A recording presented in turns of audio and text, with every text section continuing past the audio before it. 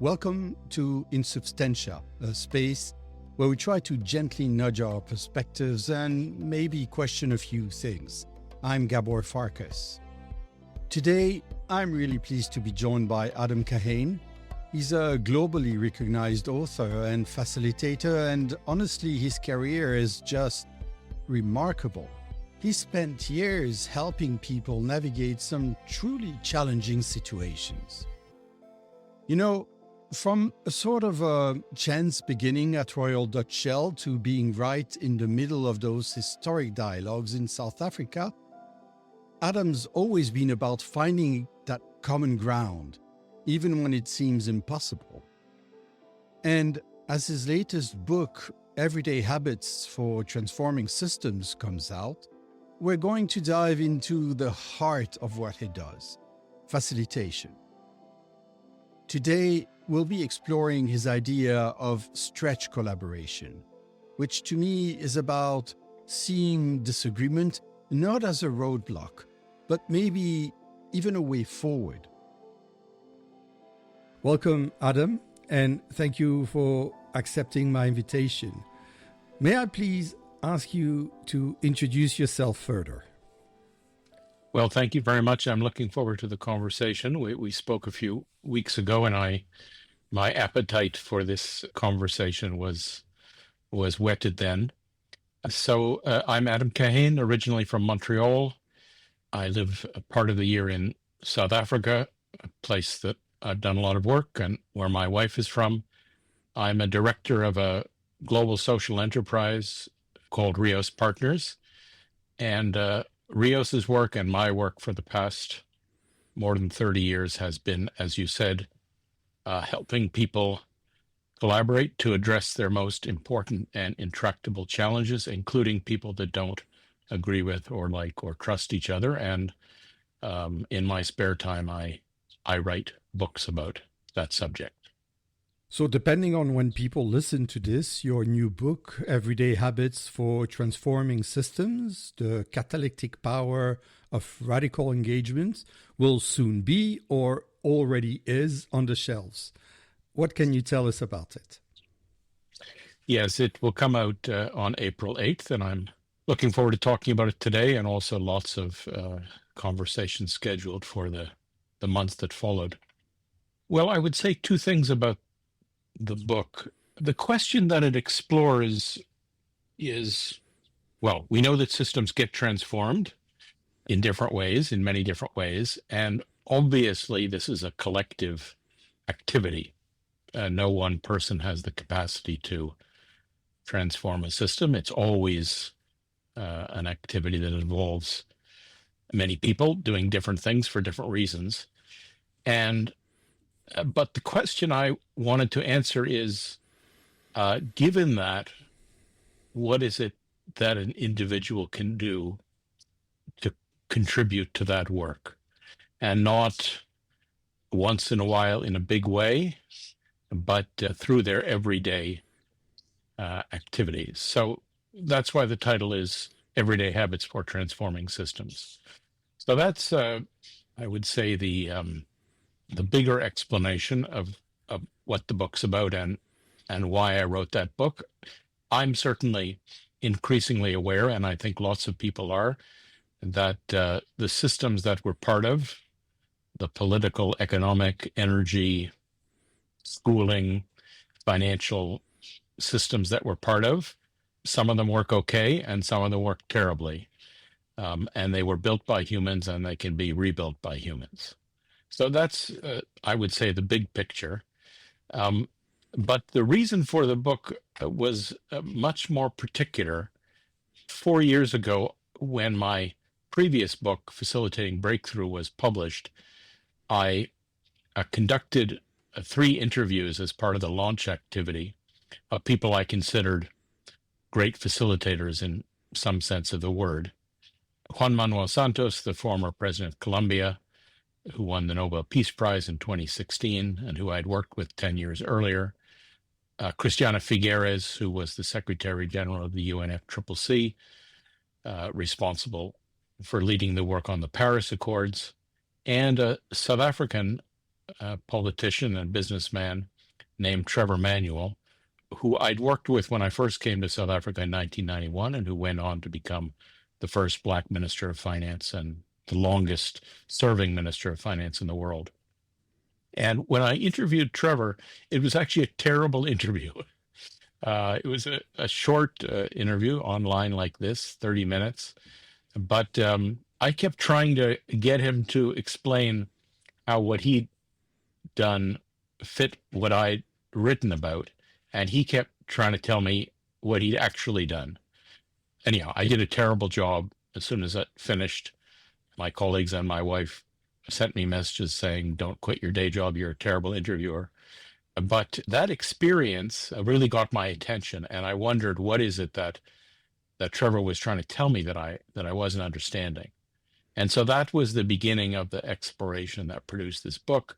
Those 3 interviews and about another 20 of people I knew a little bit or a lot all around the world, who I considered to have made major contributions to transforming different systems, and talking to them about what is it that they did, not just on a big scale, but day to day. And that's the basis for the book.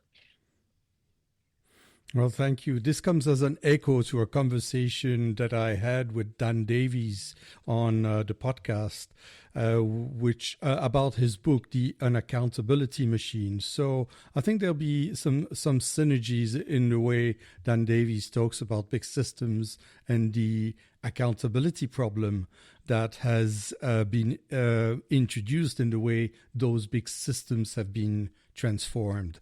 But onto our conversation. In your work, you have facilitated collaboration in some of the world's most difficult conflicts. What drew you to this field? Well, I don't know if other people's lives are like this, but I would say the answer for me is it happened quite by accident, and in a very particular way.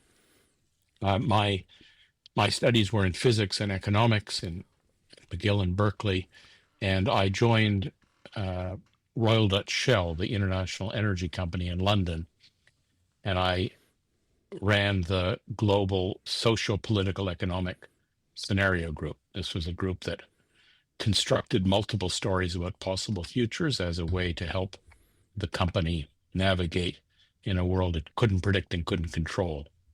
And that works pretty well known around the world, and it happens to have been well known in South Africa. There were several corporate scenario exercises in South Africa in the late 80s and early 90s. And in 1991, there was a group of South African activists and academics, mostly, although not entirely, associated with Nelson Mandela's African National Congress, who thought that they should do scenarios also. They shouldn't leave this exercise just to South African or international corporations. And so they had the idea of a project, and it was originally known as an alternative scenario planning exercise of the left. And because of Shell's reputation for using this methodology, they called Shell and asked whether somebody from Shell could provide methodological assistance and could facilitate the meetings.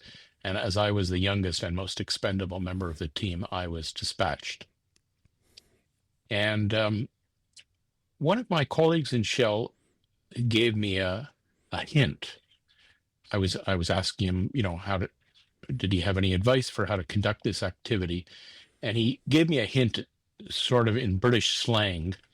He said, you should involve some awkward sods.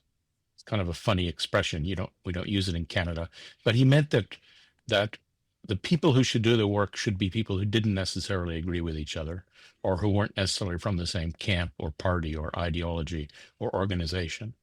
And that's what I passed that advice on.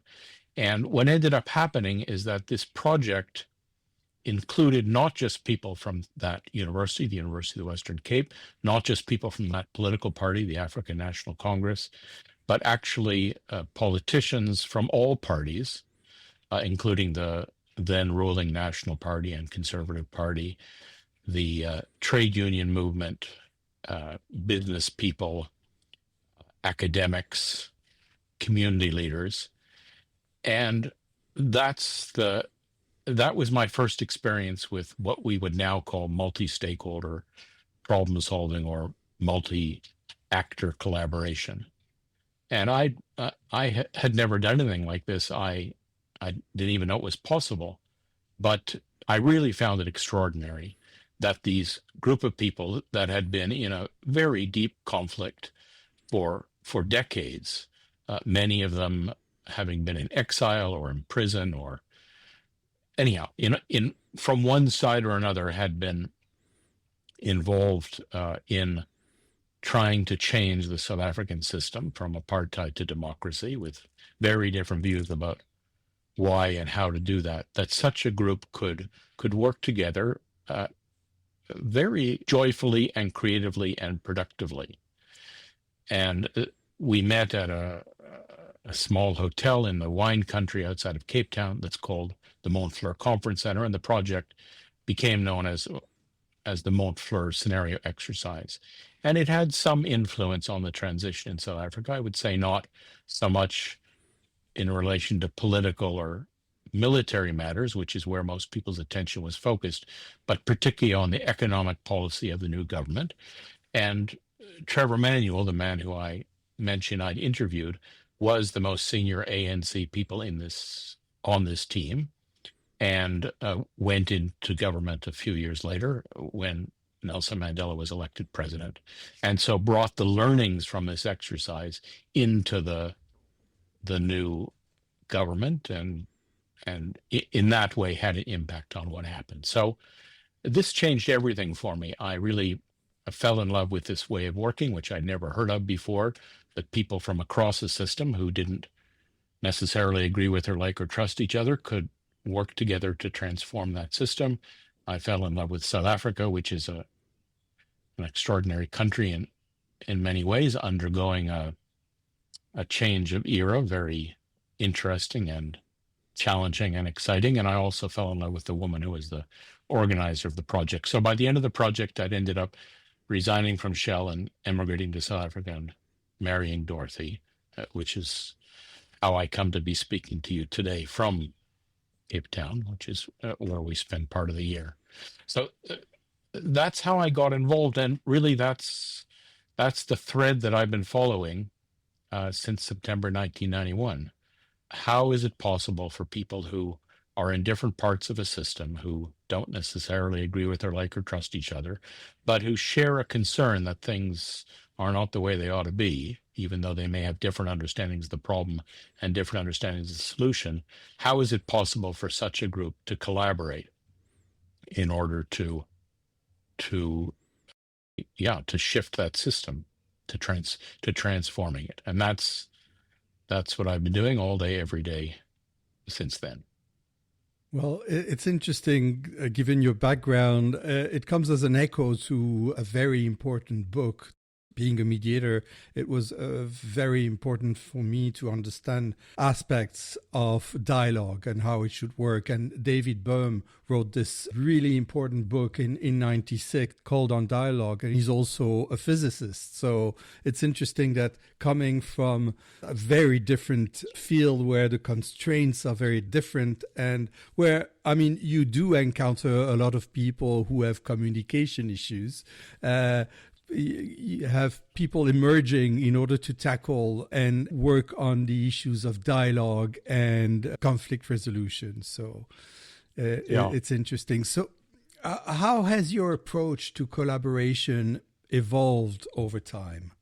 Well, let me just say, so there's no confusion, David Bohm was a very famous and great physicist. I was a very mediocre physicist. So, but yes, I guess the connection is that, well, I guess I started with the idea that every problem has a correct solution. And of course, that's not true. And so I had to unlearn that. But in other ways, I think the fact that I knew I didn't know anything, and that but that I'm a pretty good listener and pretty quick to understand what people are talking about. And I think this allowed me, in my ignorance, to learn to be a good facilitator. At Mont Fleur, one of the participants, a trade unionist named Howard Gabriel, said to me, Adam, when we first met you, we couldn't believe that anybody could be so ignorant. We were certain you were trying to manipulate us. But when we realized you actually didn't know anything, we decided to trust you. So I don't want to exaggerate how important it is not to know anything. It helps to know some things, and it helps certainly to understand why people think a certain thing is important. But on the other hand, this idea of a facilitator, I call myself a facilitator, not a mediator. I never propose solutions at all, but I help people talk with one another and find solutions together. I think the most important thing in that way of working is to be seen, or not to be seen, to be trying to serve the group, period. And in that sense, not having your own view of what they ought to do can be quite helpful. So I think that would be what I learned first, that a sincere commitment to serving or to helping the group talk together about what they consider to be important and difficult matters, and finding different possible ways forward, and agreeing on what they can agree on and not agreeing on what they can't agree on, and taking a step forward. That's the essence of the work. Everything else is just technique. Mm-hmm. It's interesting that you would say that mediator sometimes offer solutions, because there are different currents in mediation, and I stay away from that current. I never felt that it is the role of the mediator to bring solutions. It is for the people that are caught in the conflict to think up those solutions. And the role of the mediator is to work alongside them and to explore what situations or what solutions they can come up with. Because when I'm in a conflict, I don't know ahead of time what works for someone, and I might have different expectations of what would work than they have. Mm-hmm. So this is an important thing, and there are different currents and different ways of talking about mediation. So my stance is I never provide suggestions or solutions. It's for the people caught in a conflict to work them out. Yeah. So you've often described yourself as a facilitator rather than a mediator, as you said. So maybe let's explore what you see as fundamental differences between the two roles. Well, I'm not sure I'm knowledgeable enough about mediation to talk about the fundamental differences. When I first arrived in South Africa, or when I first moved here in 1993, there was at the time in Cape Town a very important mediation effort relating to violent conflict among the owners of different minibus transport routes. They were called the taxi wars. And immediately after I arrived, I met people involved in that mediation, and I realized immediately that I didn't know how to do that at all. And so it's in that sense that I never called myself a mediator. But I guess the other, I don't know if it's a fundamental distinction, but the other thing I've emphasized is not so much, or not particularly or focused or only reaching an agreement on a particular conflict, an agreement or a text or a pact, which obviously is useful and important, but more enabling a group to work together over time, sometimes over years or decades, first on one set of issues and then others arise. For example, the work that the Mont Fleur team did in 91, 92 dealt with certain issues that were very important in those years during the negotiations for a new constitution, but now South Africa has completely different issues. And so I've always seen our work as not simply being about making an agreement on a particular issue, but building a capacity, building a muscle to work together across difference over time. And to say it in a grandiose way, the capacity to work things out peacefully rather than violently. And I know it's an ordinary thing to say, but it seems to me even more important now than in previous years. There's a lot of people who believe that if you've got a problem, the way to solve it is to impose a solution, to force things to be the way you want them to be, regardless of what others want, whether that's legally, illegally, peacefully, violently, through elections or guns or money. And I'm not saying that's never a good choice. I'm just saying that's not the choice I'm interested in.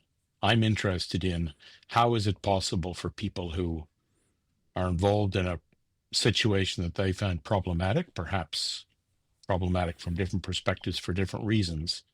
How can people involved in a situation they find problematic work together to transform that situation rather than one party imposing their solution?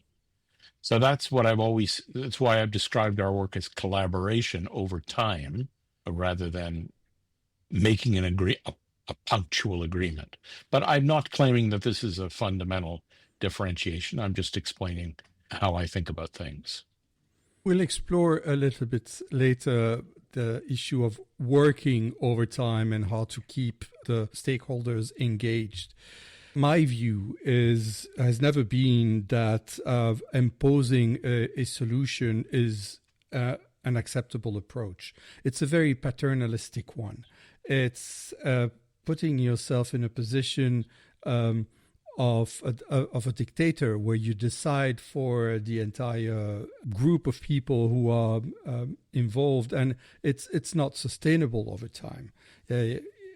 Sustainable solutions emerge when everybody involved agrees and will contribute to making it happen. If it's being imposed, then some people will feel that they are taken advantage of, or they will not be supporting whatever has been decided to its fullest.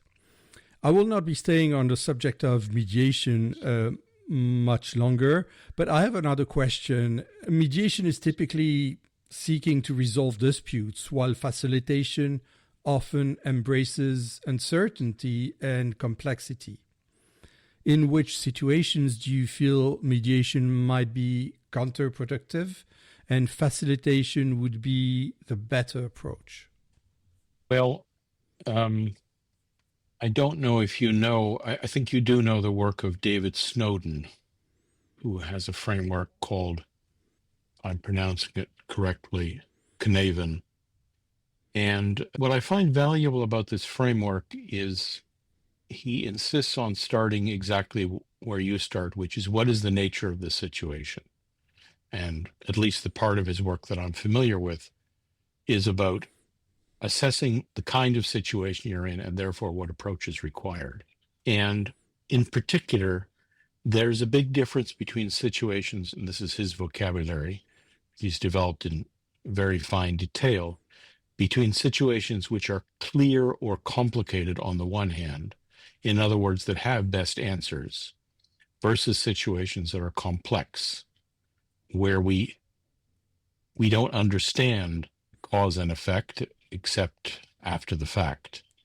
And therefore, where in a complex situation, the idea that we can determine in advance the right answer is incorrect. I mean, I'm simplifying what's a very rich body of work.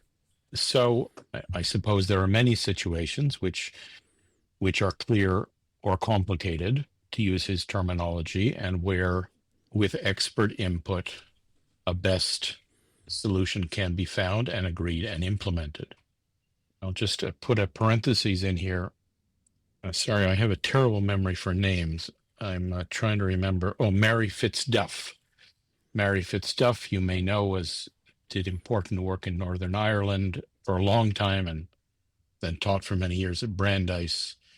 And she once said to me about the Northern Ireland problem that the solution was always there. It was always in the filing cabinet. What was necessary and what took many decades was for the actors to be willing to go to the filing cabinet together.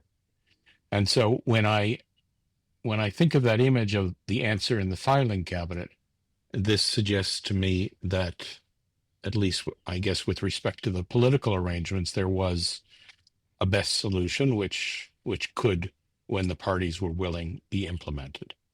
So there may be such situations. But if you're talking about the social, political, economic evolution of South Africa, or how to deal with the housing crisis in North America, or how to build sovereignty for Aboriginal or by Aboriginal people in Australia, these are complex problems where there isn't a solution which can be agreed and implemented in advance. We have to feel our way forward.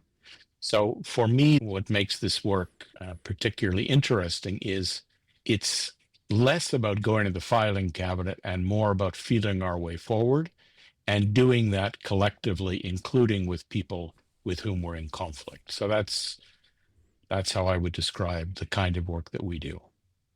So mediation often requires neutrality from the mediator. I would say always. Mediation requires neutrality from the mediator, whereas facilitation can sometimes involve taking a more engaged stance. How do you navigate questions of bias and influence in your facilitation work?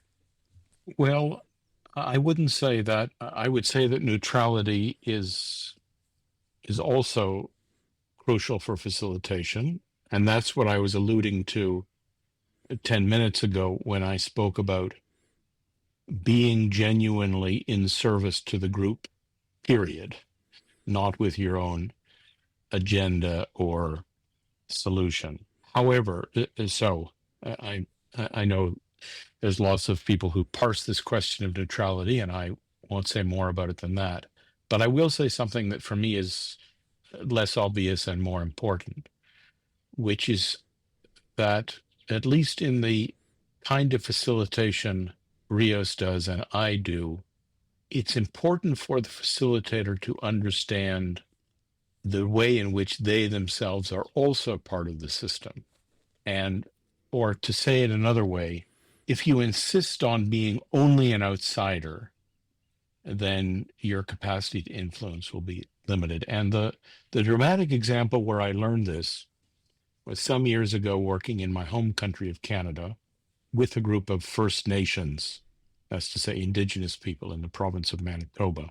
And my stance in this work was that I was an outsider, never worked in this system, broad international experience, told all kinds of stories about Colombia and South Africa. And they weren't buying it because to them, as a Canadian of European ancestry, I was also part of the system that they were trying to transform. And until I realized that, their my credibility and my understanding and my capacity to work with them was very limited. So I think that's for me is not the same as, it's a completely different issue from being neutral. I maintain my stance, or my team and I maintained our stance of serving that group of First Nations leaders, period, for what they wanted to do. And they wanted to do things that I didn't completely understand and didn't form an opinion about whether I agreed with it or disagreed with it. Didn't seem to be very important. But it was crucial for me to understand the way in which, or how the way I showed up in that situation was a microcosm of, in that case, the relations between Indigenous and European descendant Canadians, which was very much the issue on the table.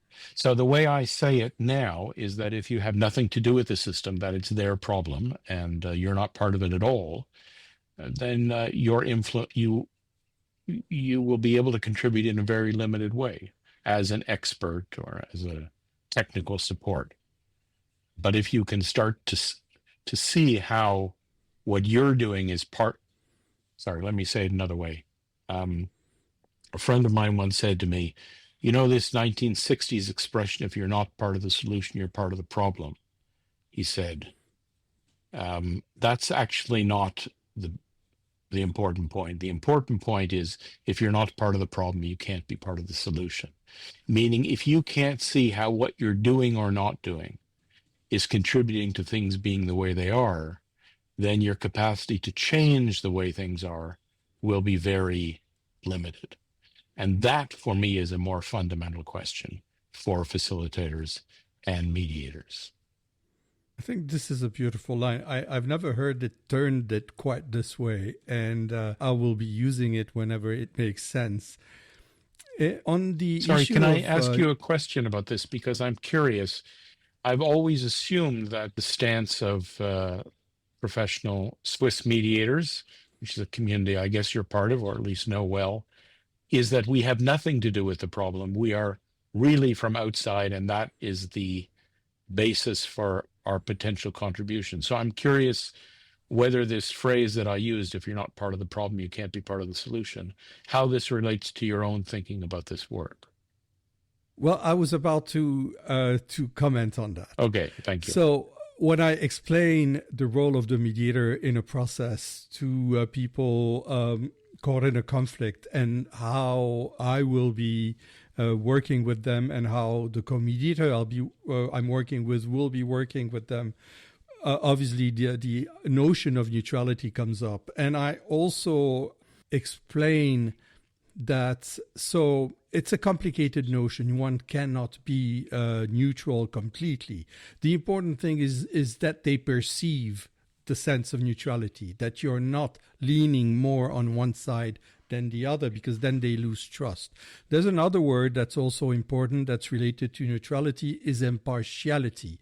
But the problem of impartiality is you're not taking sides, which means you are taking a side. That means that both of them might be wrong. So there's another word that you can use that is not, it's probably more a neologism, is to be multi-partial.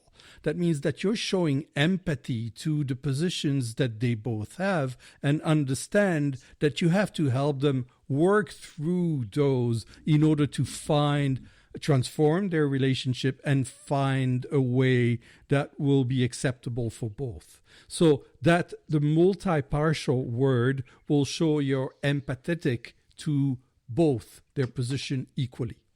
Yeah. I guess another distinction, which maybe is useful, is, at least in the work I've been involved in, it's never as simple as two sides.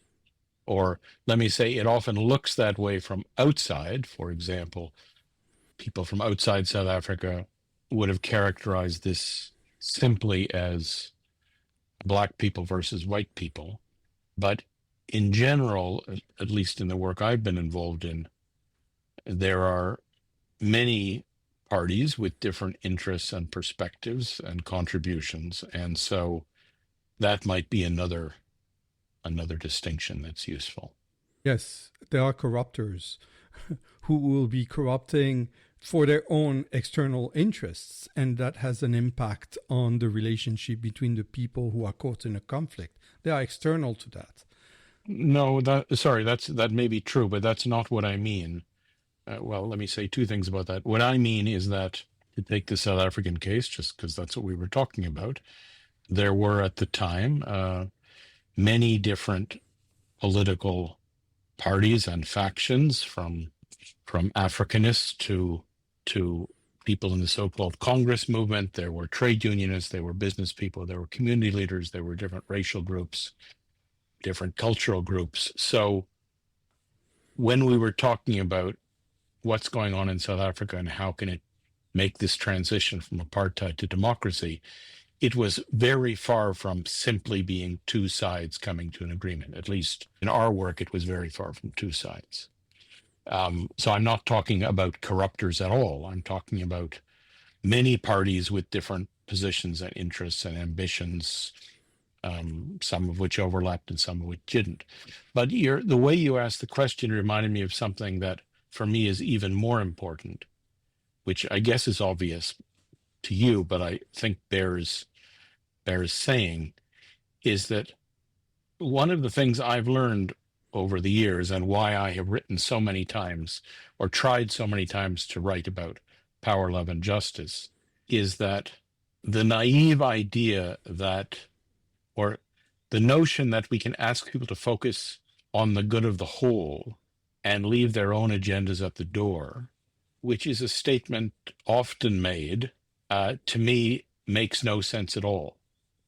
On the contrary, I firmly believe, based on my experience, that everybody has an agenda, including, by the way, facilitators and mediators.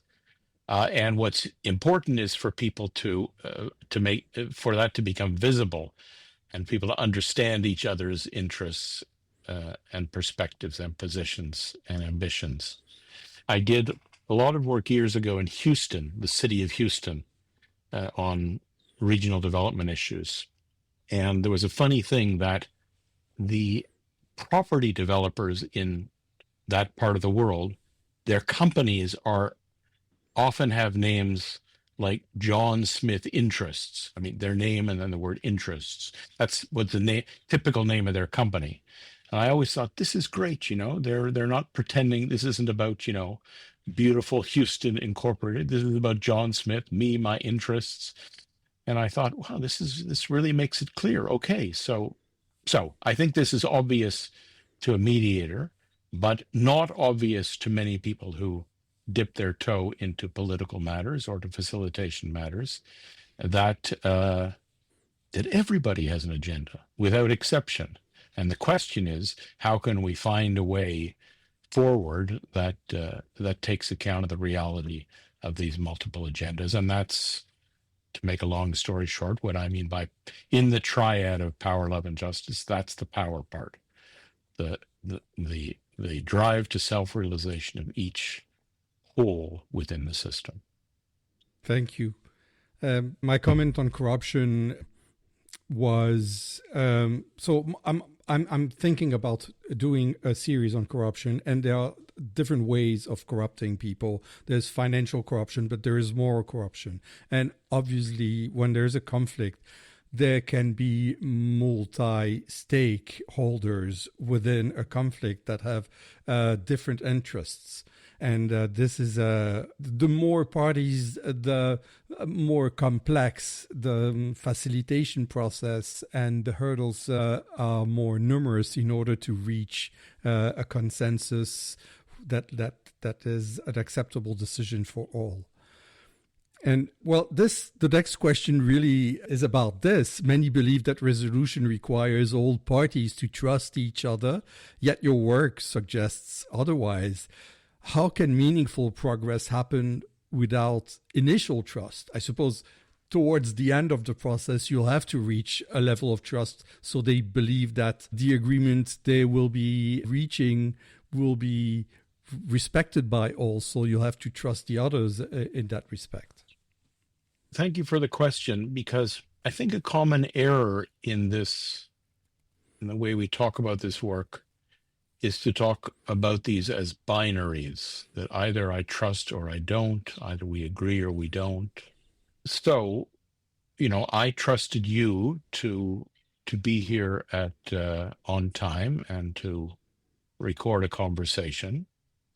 I didn't know. I assumed that you would be competent and neutral, but I thought, well, I'll see.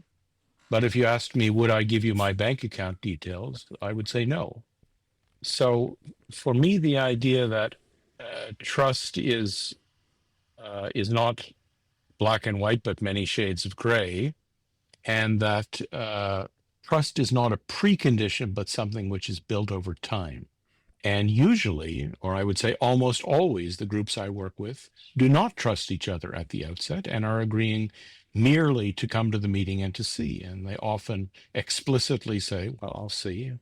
I'll see whether I stay longer than half an hour. And if they're still there 3 days later, they've decided that there's something interesting here, whether or not they trust each other. Even more important, or as important, I see, is this question about do we agree or not? And this was I told you at the outset that I've done a lot of work in Colombia, including with Juan Manuel Santos, both before he was president and after he was president. And I had a very interesting conversation with him about this that has shifted my thinking a lot. When he won the Nobel Peace Prize, on the day he was awarded the Nobel Peace Prize, his office put out a statement, I think it was called The Road to Peace. Anyhow, it was a statement in response to the prize, and it was a one-page statement. And in the statement, it said that the workshops that he and I had been involved in 20 years earlier, a project called Destiny Colombia, had been one of the important steps on the road to peace. So, of course, I was very pleased, immediately tweeted this out so everybody could see it, but I couldn't understand why he said that.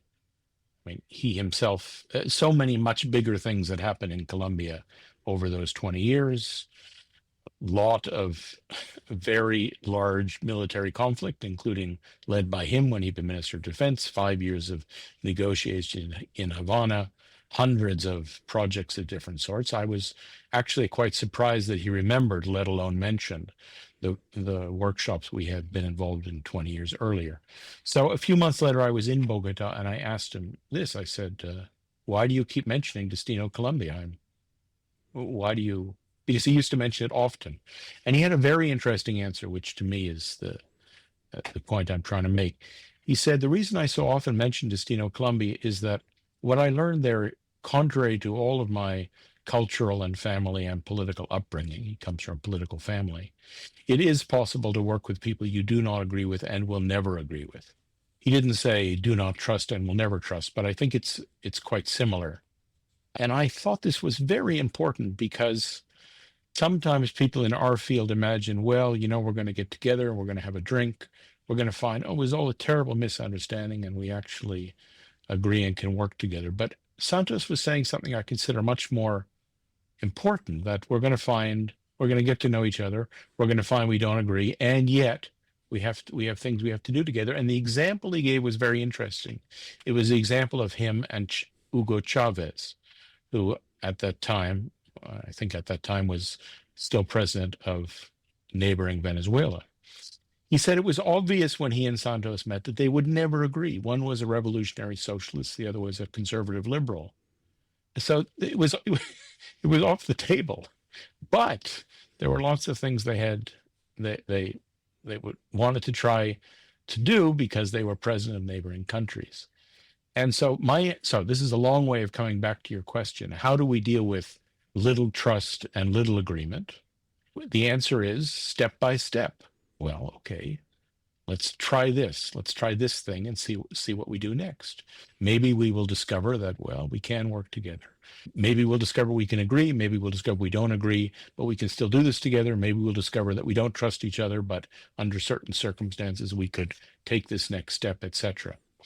So the reason I'm so passionate about this particular point is I think the belief that we need to have trust and agreement is incorrect and debilitating, or limiting, let me say that. That actually most of the circumstances we have to deal with are of some agreement and lots of disagreement, some trust and lots of distrust. And in that context, what can we do? Or what can we do next? That's the question that I think is important. Well, we've come to the end of our first part with Adam, and I think we've really started to get a sense of his thinking on stretch collaboration and this fascinating idea of balancing power, love, and justice when we're trying to work through tough situations. In our next part, we're going to get a bit more hands-on, actually. Adam's going to share some really interesting practical things we can do, such as paired walks, which sound so simple but are designed to help people connect and understand each other even when things are really tense. We'll also talk about how hard it is to keep people engaged when things get complicated, and how to navigate those tricky dynamics of power, love, and justice, especially with what's happening in the world today. So stick with us. We're going to continue digging into Adam's insights from his upcoming book, Everyday Habits for Transforming Systems, and see how his radical engagement he talks about can actually lead to real, meaningful change.